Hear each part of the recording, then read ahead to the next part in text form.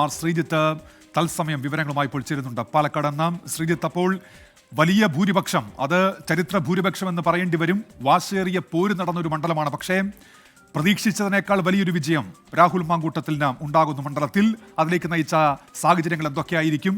എങ്ങനെയാണ് നേതാക്കളുടെ പ്രതികരണങ്ങൾ? ശ്രീജിത്ത്.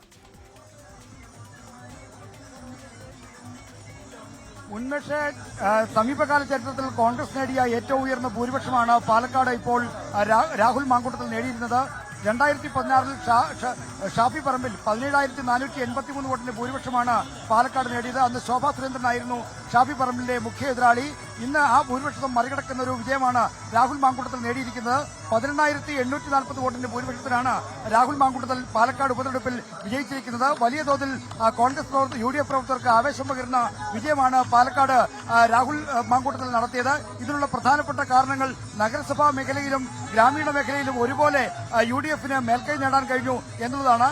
നഗരസഭാ മേഖലയിൽ മാത്രം ഏതാണ്ട് 4,000 പരം വോട്ടിന്റെ ഭൂരിപക്ഷം നേടി. ഇപ്പോൾ DCC അധ്യക്ഷൻ A തങ്കപ്പൻ നമ്മളോടൊപ്പം ചേരുന്നുണ്ട്.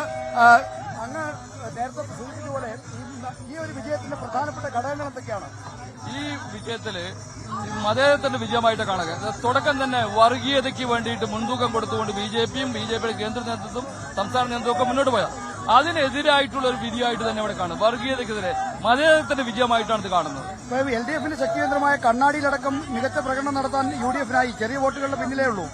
ഒരു കാര്യം പറയാം, ഈ വിജയത്തിന്റെ പിന്നില് മാസങ്ങളായിട്ടുള്ള UDFന്റെയും കോൺഗ്രസിന്റെയും മുന്നൊരുക്കമുണ്ട്. മാസങ്ങളായിട്ട്. അതുമാത്രമല്ല, ചരിത്രത്തിൽ ആദ്യമായിട്ടാണ് ഉപതെരഞ്ഞെടുപ്പിൽ UDFന്റെ ഏറ്റവും കൂടുതൽ വോട്ട് ചേർത്തിയത് പാലക്കാടാണ്. അതാണ് ഈ നമ്മൾക്കെതിരെ ഇത് രണ്ടു പാർട്ടികൾ ചേർത്തിയില്ല, നമ്മൾ നന്നായി ചേർത്തി. അതിന്റെ മുന്നൊരുക്കത്തിന്റെ കൂടി വിജയമാണ്. ഇതിന് അധ്വാനിച്ചിട്ടുള്ള ധാരാളം പ്രവർത്തകരുണ്ട്. അതോടൊപ്പം തന്നെ ഇതിനുവേണ്ടി അധ്വാനിച്ചിട്ടുള്ള പ്രവർത്തിക്കും വോട്ട് ചെയ്തിട്ടുള്ള ജനാധിപത്യ വിശ്വാസികളുണ്ട്, മതേതര വിശ്വാസികളുണ്ട്. അവർക്ക് എല്ലാവർക്കും ഈ സമയത്ത് നന്ദിയെ പറയാൻ ചെയ്യുന്നത്. അതായത് ഇപ്പോൾ DCC അധ്യക്ഷൻ A തങ്കപ്പൻ പറയുന്നത് ഇത് മതേതര വോട്ടിന്റെ വിജയമാണ്, UDF നടത്തിയ മുന്നൊരുക്കത്തിന്റെ വിജയമാണ് എന്നാണ്. എന്തായാലും നഗരസഭാ മേഖലയിൽ UDF നടത്തിയ വലിയ വിജയം, വലിയ നേട്ടം, അതായത് വലിയ തോതിൽ നിയമസഭാ തെരഞ്ഞെടുപ്പിലും തദ്ദേശ തെരഞ്ഞെടുപ്പിലും UDFനും കോൺഗ്രസിനും ആത്മവിശ്വാസം പകരുന്ന ഒരു വിജയമായി മാറുന്നുണ്ട്. പ്രത്യേകിച്ചും പിരായിരി പഞ്ചായത്തിലൊക്കെ മികച്ച പോളിംഗ് ശതമാനം കുറഞ്ഞിട്ടും തങ്ങളുടെ മേൽക്കൈ നഷ്ടപ്പെടാതിരിക്കുന്ന ഒരു പ്രവർത്തനം UDFന് കാഴ്ചവെക്കാനായി. ഇതെല്ലാം ചേരുമ്പോഴാണ് പാലക്കാട്ട് 11,840 വോട്ടിന്റെ മിന്നുന്ന ഭൂരിപക്ഷത്തിൽ രാഹുൽ മാങ്കൂട്ടത്തിൽ വിജയിച്ചിരിക്കുന്നത്. ഉന്മേഷ്. ആർ ശ്രീജിത്താണ് വിവരങ്ങൾ നൽകിയത്. പാലക്കാട് അവിടെ UDFന്റെ വിജയാഹ്ലാദം അതിപ്പോൾ കടന്നുപോയിക്കൊണ്ടിരിക്കുകയാണ്.